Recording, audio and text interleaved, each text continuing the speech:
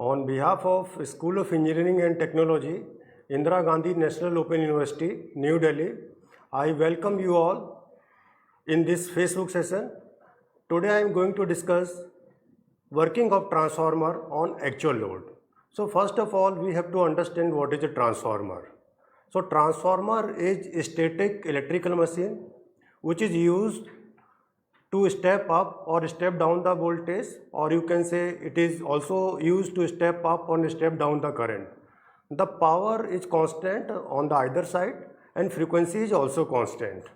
This transformer is basically used in the power system where you have to transmit the power at high voltage. That means with help of the transformer you can step up the voltage. So if you are able to step up the voltage, that means you can step down the current. If you are able to step down the current, that means you can reduce the I square R losses in the transmission line. So this is the main application of the transformer. So in this session, we have to discuss what is the ideal transformer and what is the actual transformer. So in this session, we will discuss the working of the actual transformer, how this transformer works. So before that, first of all, we have to understand what is an ideal transformer. So here you can see that ideal transformer is a transformer which have no resistive losses and inductive losses in the primary winding and secondary winding. So as you know, in the transformer, this one is a primary side and this one is a secondary side. So just we are assuming that in primary winding there is no resistance, there is no leakage reactance in the primary side as well as secondary side, and there is a zero magnetizing current in case of the ideal transformer. And we are also assuming that losses that occurs in the transformer is zero. And what are those losses in the transformer? These losses may be the iron losses.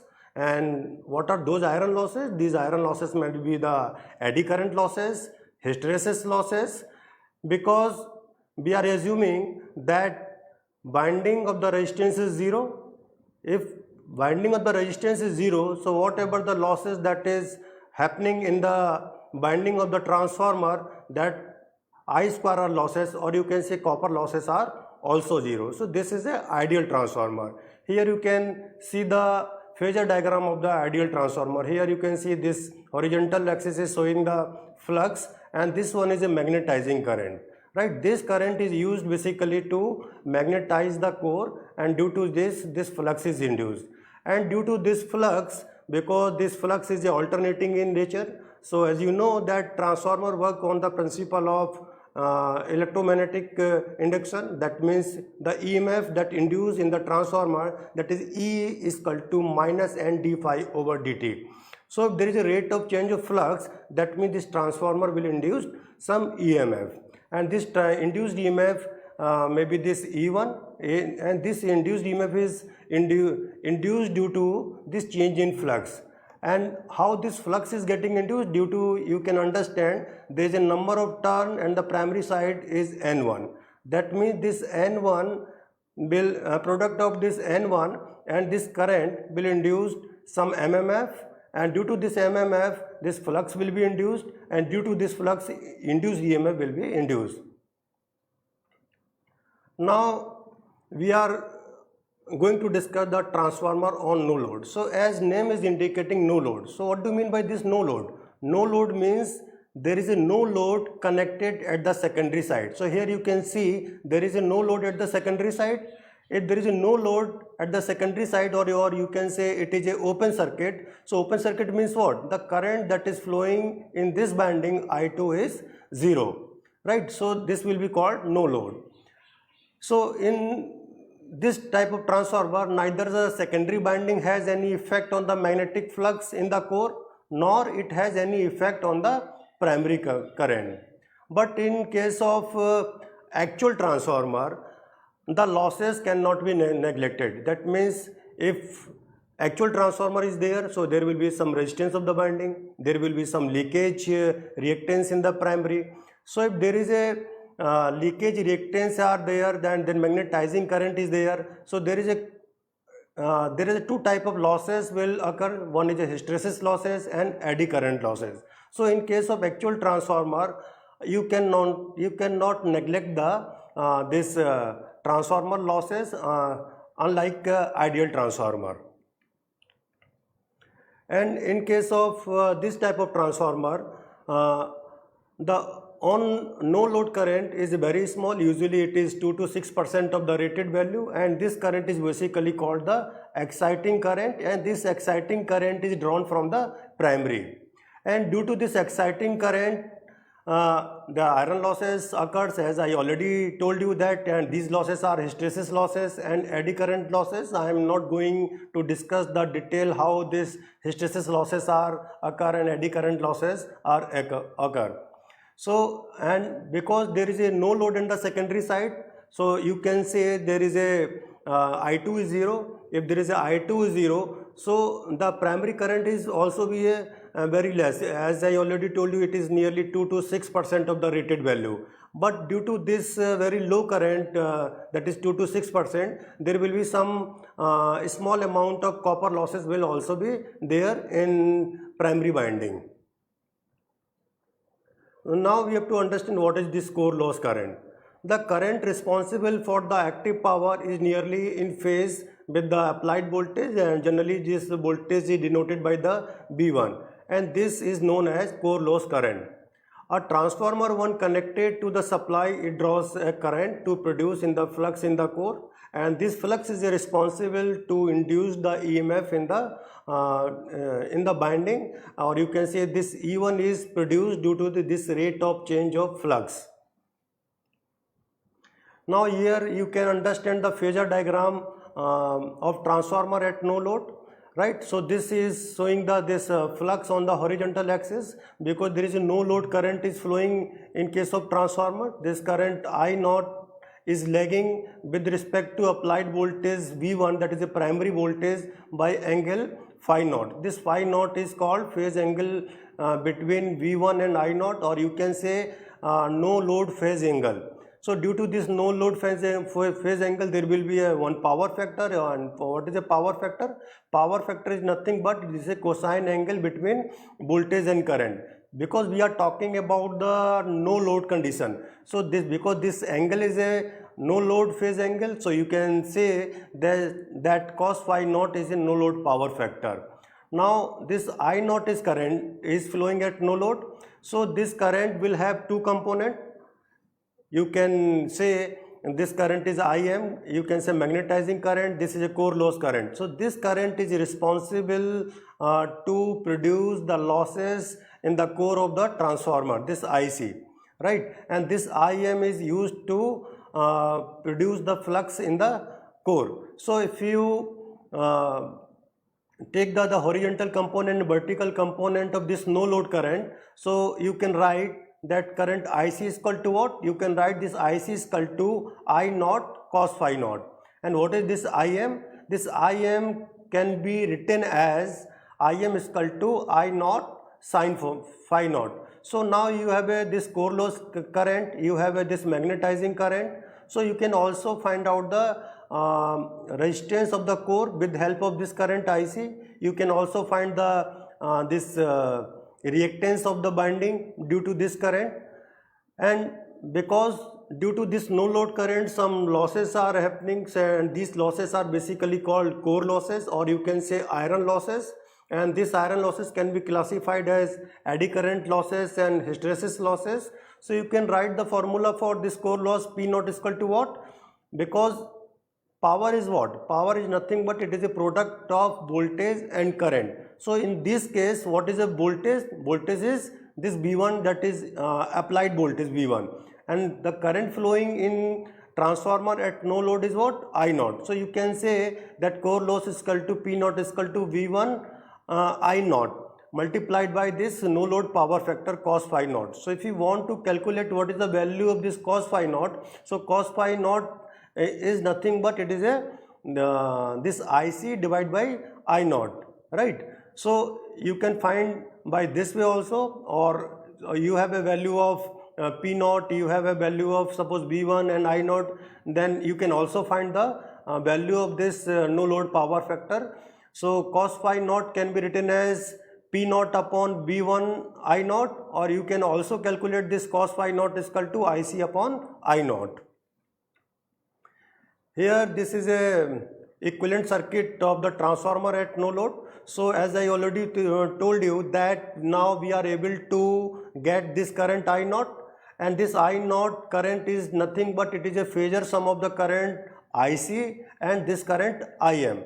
So you have calculated this IC is equal to what? IC was I naught cos phi naught and IM is equal to IM sin phi naught. So just suppose you want to calculate the value of this resistance R naught. So R naught is equal to what? What is the voltage across this R naught? You can see here the potential at this point is equal to potential at this point. Similarly, potential at this point is equal to potential at this point. So whatever the voltage applied, or you can say primary voltage V1 across R naught and voltage across X naught are the same. That means the voltage V1 is the same as across R naught and across X naught. So you have a value of this current IC, and IC is equal to what? IC is equal to I naught cos phi naught. So you have a value of V1, you have a value of IC. So you can easily calculate R naught. So R naught can be written as V1 upon IC, right? Similarly, you can calculate this X naught. X naught is equal to what? V1 upon IM. Or you can say in another word, suppose this energy component of no load current IC is equal to what? V1 upon R naught, if you have a value of R naught. Similarly, you can calculate the magnetizing component of no load current from this equivalent circuit diagram.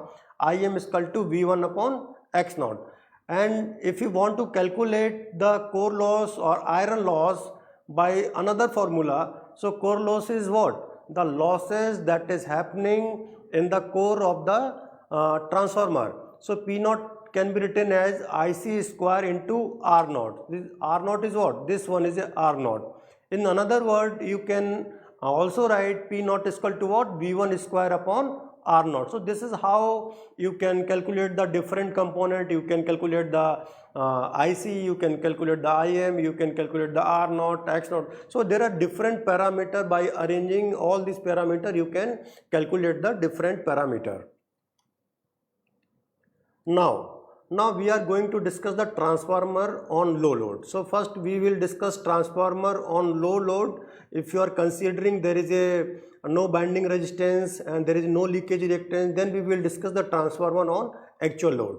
So here you can see in the diagram the magnitude and phase of this secondary current I2 with respect to secondary terminal voltage V2 will depend upon the current I2. And this current will be in phase, or it will be lag behind, or it will be the lead the terminal voltage. It will depend on the nature of the load. Suppose this load is resistive, that means this voltage V2 and current will be in the same phase.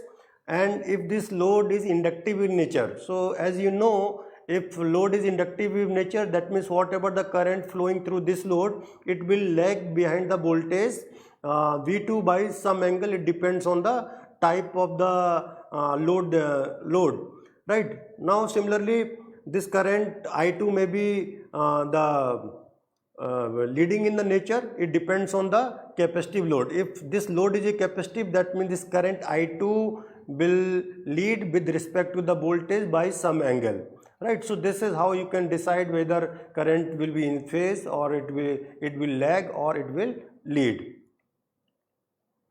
Now we have to understand the working of the transformer, how this transformer work actually, right? So here you can see that if you are applying the voltage V1 here, that is a, you can say, applied voltage V1. So due to this V1, because this is a closed circuit, due to this binding which having a number of turn N1, so and this secondary is open, right? Secondary is open, that means there is no load.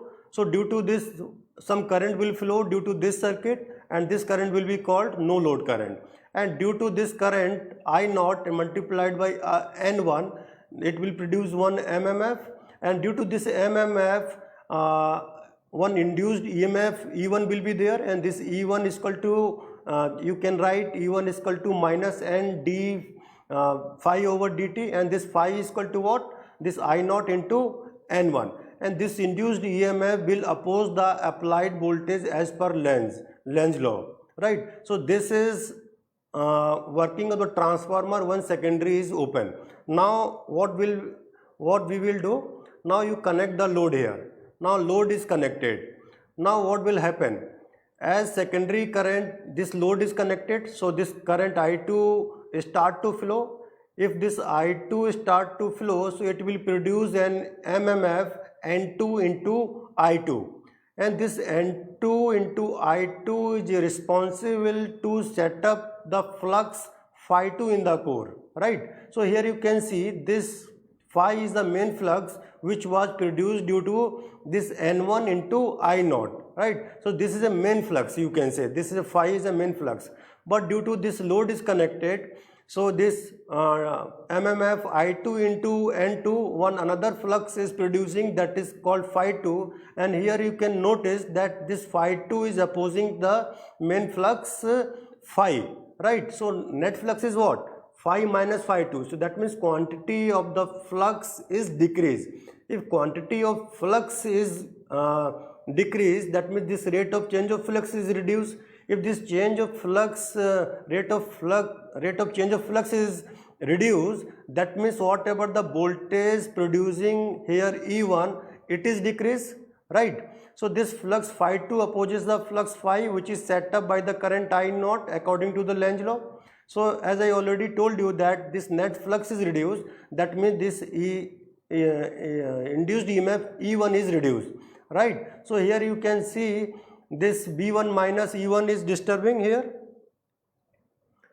So this phi 2 is opposes the flux phi, and therefore the resultant flux tends to decrease and causes the reduction of the self-induced EMF E1, as I already told you. So there is a increment in B1 minus I1, right?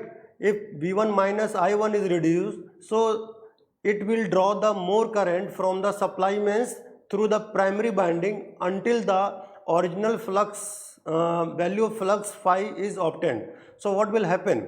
Because this B1 minus I1 is increasing, so it will draw the more current from the primary side. And how we will draw this more current? That means initial current was what? This I naught.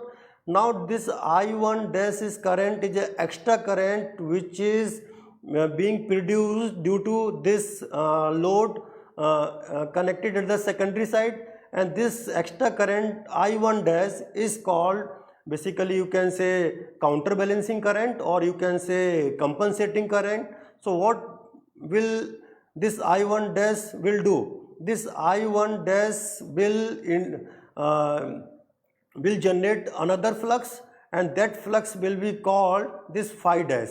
So this phi dash is what? This phi dash is nothing but this is a counterbalance flux. That means this value of this phi dash is equal and opposite to this phi 2, right? So this I1 dash is basically called primary counterbalancing current, which is in phase opposition with the I2. Now this additional current produces an MMF.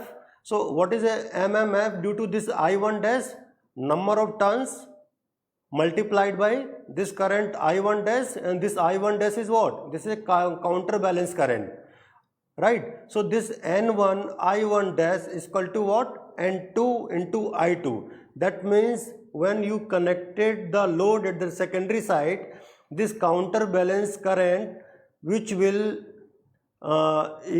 due to this I1 dash multiplied by N1, that means this MMF is equal to MMF produced due to this N2 into I2, and this flux set up the flux phi dash in the same direction as that of the main flux phi. That means now flux is what? Phi plus phi dash, and phi 2 was opposite of that. So and value of this phi dash is equal to phi 2. That means this phi dash will cancel out the flux phi 2. So what will be the net flux? Net flux it will be equal to phi. So phi dash is the same direction as that of phi, and it cancels the flux phi 2 set up in the MMF N2 into I2. So you can write N1 into I1 dash is equal to N2 into I2. Now suppose you are interested to calculate the value of this counterbalancing current. So because once the transformer is designed, that means you have a value of number of turn N1 at the primary side and you have a value of number of turn at the secondary side, and this I2 depends on the load. So you can measure this current I2, just you apply the one ammeter in the secondary side, you can measure this current I2. So by this formula you can calculate the value of this counterbalancing current I1 dash is equal to what? N2 upon N1 into I2. Here you can see here, that means whatever the flux phi 2 was produced due to this current I2, and that phi 2 was counterbalanced by that current I1 dash. So now net flux is what? That is a phi, that was the original value. That means the flux in the core of the transformer remains the same from no load to full load. So what you can understand, as the load will increase, that means this I2 current is increased. If this I2 current is increased, that means this transformer will draw more current. And what is that more current? That is a I1 dash. I1 dash is what? That is a counterbalance current. That means this counterbalance current I1 dash will always cancel out the effect of the current I2. So this I1, or you can say, what is the value of this total current I1 at the primary side? The total value of the current at the primary side is equal to the phasor sum of current, no load current, plus this I1 dash current. And this I1 dash current is what? That is a counterbalancing current, right? So this shows that flux in the core of the transformer remains the same from no load to full load, and due to this iron losses in the transformer remain same from no load to full load. So that's why it is called the core losses in the transformer is a constant. And what are the variable losses? Variable losses are the copper losses, or you can say the I square R losses in the transformer are the variable losses. So this is how the actual transformer works. Here in this case we have assumed that there is no resistance of the binding of both the binding, primary binding and secondary binding, and we have also assumed that leakage reactance in the primary side and secondary side are also zero. Now we are talking about the actual transformer. So actual transformer means what? Just opposite of the ideal transformer, you can say. So actual transformer will have primary and secondary leakage reactance. You can say this primary leakage reactance is X1 and secondary leakage reactance is X2, right? And because transformer have a two winding, primary binding and secondary binding, that means this binding will have some resistances. And what are those resistances? This resistance is the R1 and R2. So R1 is the resistance of the primary binding and R2 is the resistance of secondary binding, right? So in case of ideal transformer, we assumed that this iron losses are the zero and copper losses are zero, because now we are assuming that it will have resistance R1, R2 and leakage reactance X1, X2. So that means in the actual transformer the losses will also be there. So in case of actual transformer, iron losses and copper losses will also come in the picture, and it will have also exciting resistance. That exciting resistance happens in the you can say core of the transformer, and it is denoted by R0, and this exciting reactance X0. This X0 is responsible to produce the magnetizing flux which was produced due to this magnetizing current Im. So now we have to understand what is the mutual and leakage fluxes. So here you can see in the transformer that this is B1 is the applied voltage, B2 is the secondary voltage, you can say. This current is I1, secondary current is I2, number of turn in the primary is N1, number of turn in the secondary is N2, right? So because there is two fluxes will be there, one is a mutual flux, you can say this is a mutual flux, and this phi L1 and phi L2 you can say this is a leakage flux.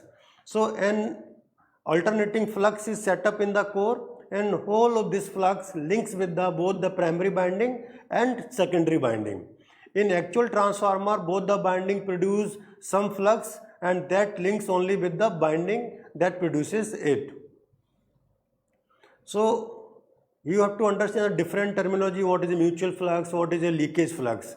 So mutual flux is what? The flux that links with both the binding of the transformer is called mutual flux. So here you can see that this phi is basically called mutual flux because it is linking this binding also and it is linking this binding also.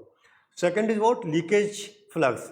The flux that links only with one winding of the transformer and not to the other is called leakage flux. So this leakage flux can be classified as primary leakage flux and secondary leakage flux.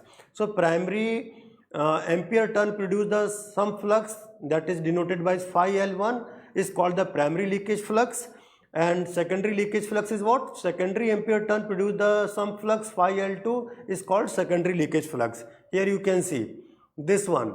This phi L1 is a primary leakage flux, which is you can say it is a product of this this I1 into N1 and this or whatever the flux linking due to this, and this phi L1 there will be one reactance X1 we will discuss now, and similarly this phi L2 is the leakage flux in the secondary binding. Now the primary leakage flux phi L1 is due to the current at the primary binding side, that current is I1.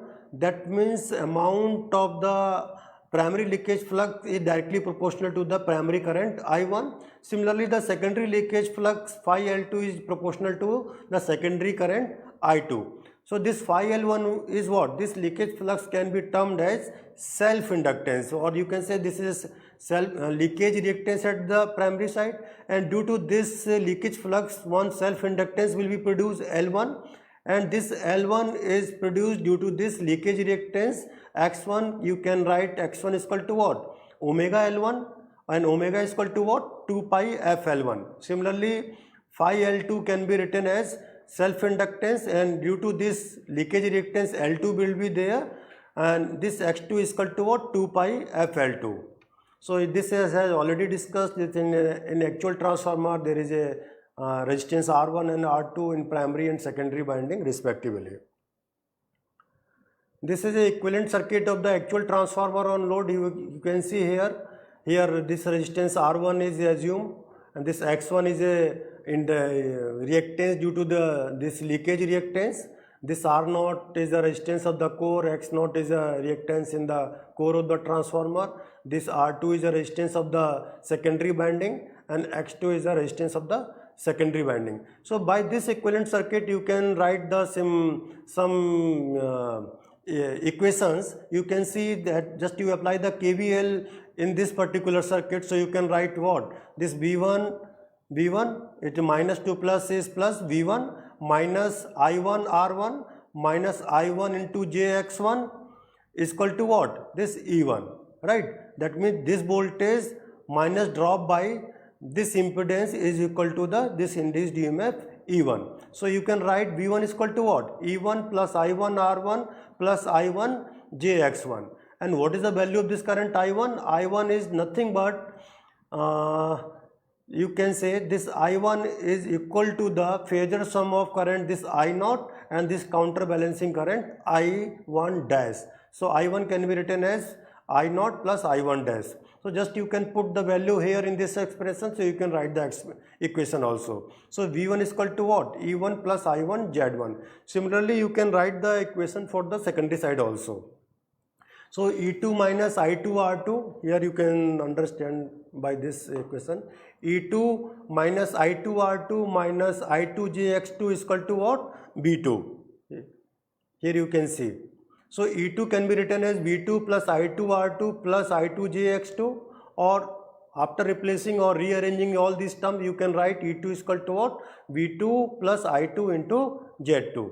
So there are different phasor diagram that we have to understand. phasor diagram, it may be on the resistive load, inductive load and capacitive load. Just we will focus on the only the resistive load here.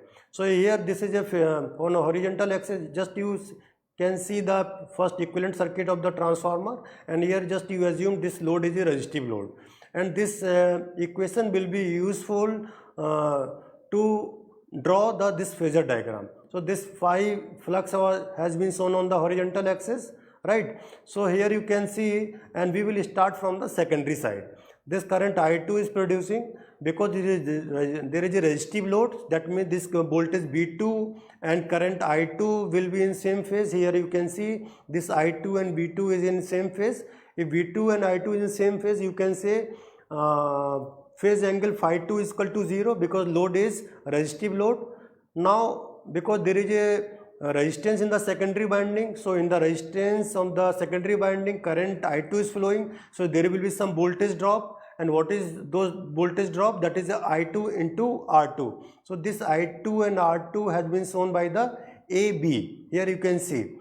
Now there is a due to this leakage reactance, that this reactance X2 is there. So again current is flowing. So this current multiplied by this leakage reactance X2, there will be some inductive voltage drop will be there, and that can be written as I2 into JX2. So J is can say that means there will be some angle of the 90 degree. So this is I2 into XT can be denoted by B into A2. So this phasor sum of this voltage plus phasor sum of this voltage is equal to this voltage AC, or you can say this is I2 into Z2.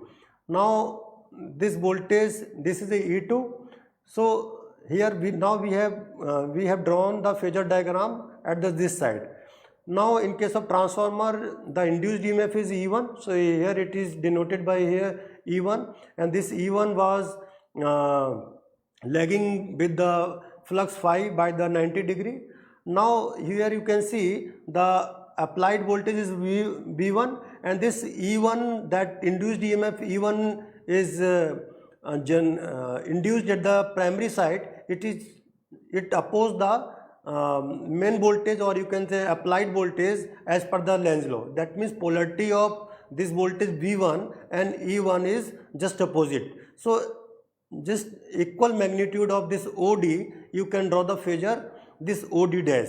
So OD dash and OD are equal. So here you can see, just I have denoted this OD dash by minus E1, right? So now due to this there is some current I1 dash is flowing, or you can say this current I1 is flowing, and this I1 current is flowing by lagging with this voltage V1. You can say this angle is phi 1, and there is a current I0 is flowing, and this I0 current is flowing with respect to V1 by some angle that is called phi 0. So this current I1 will have two components, that is a I0 and I1 dash, and value of this I1 dash is just opposite equal to I2. So this I1 is what? This I1 is a phasor sum of this counterbalancing current and the phasor sum of this current I0. So I1 is equal to I1 dash plus I0. Now here you can notice because there is a current I1 is flowing in the primary winding, so there will be some voltage drop due to this resistance R1, or you can say this resistive drop is equal to what? I1 into R1. It will be in the same phase as that of this current I1. So just parallel of this I1, you can draw this voltage drop I1 R1, which is equal to DF, or you can say I1 R1. Now again there will be some reactive voltage drop, that is I1 into X1. This angle is in 90 degree. So phasor sum of this voltage plus this voltage is equal to this voltage, you can say I1 into Z1. So this voltage is V1. So now you have a V1, so you can draw the phasors because all the current is lagging with respect to the V1. If I0 is lagging with respect to V1 by the angle phi 0, I1 is lagging with respect to V1 by phi 1, and this I1 dash is lagging with respect to V1 is equal to this phi 2, right? So this is how you can draw the phasor diagram of the transformer. Now the same way you can draw the phasor diagram of actual transformer for resistive inductive load. I am not going to discuss here. Similarly, you can draw the phasor diagram for the actual transformer for the resistive and capacitive load. These all the phasor diagram for resistive load, and this is a RL load and this is a RC load. So dear learner, in this particular session we have discussed the working of the actual transformer. Just I want to inform you that I am going to offer one course, that is a principle of electrical science through SWAYAM portal, and this comprehensive course on the principle of electrical science is mainly for the undergraduate first year engineering student or for the diploma engineering student. Even 12th pass student can enroll this course. The content of the course covers almost all the topics of the basic electrical engineering, ranging from DC and AC circuit to electrical machines and the transformer. In addition to this, low voltage electrical installation and elementary calculation for the energy consumption have also been covered, so as to prepare the student for an in-depth study. In this course, easy explanation of the topic, plenty of the examples, illustration are also discussed. This course, Principle of Electrical Sciences, will work as a positive catalyst to boost high quality knowledge in the field of electrical engineering. So if you are interested to know the basic of the electrical engineering, if you want to know more about the transformer, DC machines, induction machine, so my request is you can join this course. And for joining this course, what you have to do, just you have to type this http swayam.gov.in/igno. When you will type this, you will you can find this course Principle of Electrical Sciences here, and you can join this course. This course has already been launched, and this is a 12-week course, and enrollment for this course is a date is 31st August 2020. So you can join this course, and I would like to inform you that for joining this course there is no registration fees. It is free, and the target audience for this joining for this course, any engineering student either from the BTech or from the diploma first year student can enroll. Even the person who is 12th pass with the science stream, he or she can also join this course. Thank you so much.